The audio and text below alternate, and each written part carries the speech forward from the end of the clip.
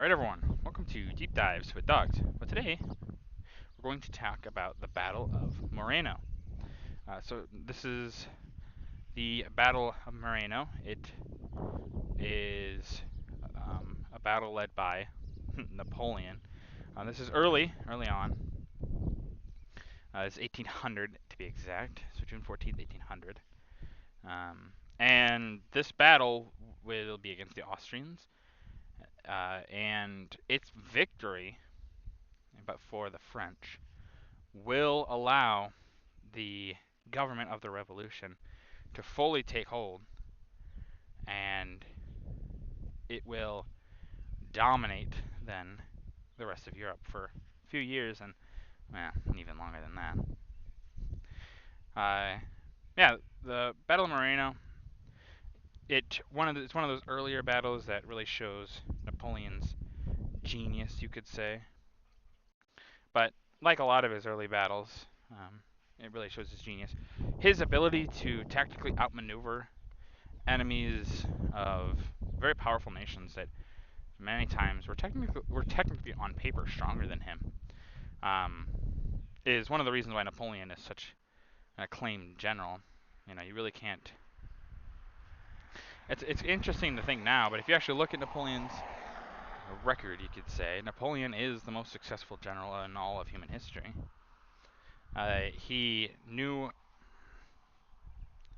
how to work a military. Now, but is he always gonna win? No, of course not. As he got older, his tactics started to get a little bit less refined, you could say.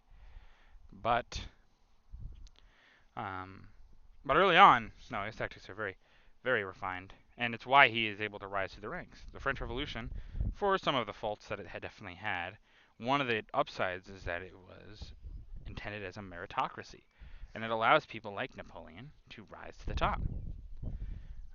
The best of the best will rise to the top.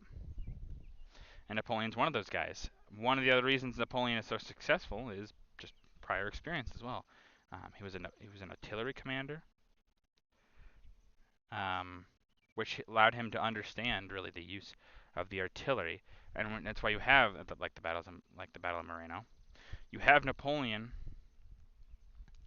doing things that other nations haven't even thought of. For instance, artillery, very expensive. It's one of the reasons that it's in the position it's in a lot of times during battle, and things like that. But Napoleon, being an artillery commander before being a higher general, understood, well, artillery, it's not as useful all the way back there. Yeah, sure, it might be protected, it might not get destroyed, all these fancy, fancy things. However, one thing it doesn't allow is for it to be as accurate as it can be, or as effective. So Napoleon moves it up, and it changes a lot of the battlefield. Napoleon it's not necessarily that he was more intelligent than the people of his time or things like that in military ways. It wasn't. It was that he had nothing to prove, so it allowed him to do things that were unconventional. Someone that's a noble of, you know, long birth. Napoleon is a noble. Don't let that be forgotten. But he is a poor noble. He'd be like, you want to say lower upper class, but even that's pushing it. More like higher middle class, you could say. That's probably a little bit more accurate. Um, but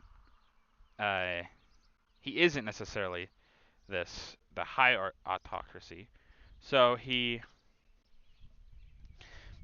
has to try to do different things to make himself stand out, or he learns things that maybe those that are the higher position would never know.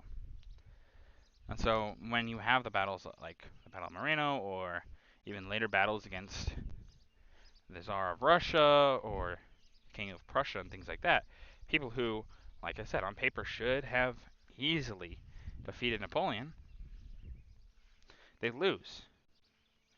Not necessarily because he's more intelligent, but because he's willing to try things that they would have scoffed at.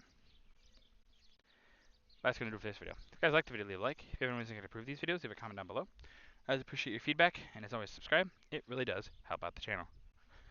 Thank you.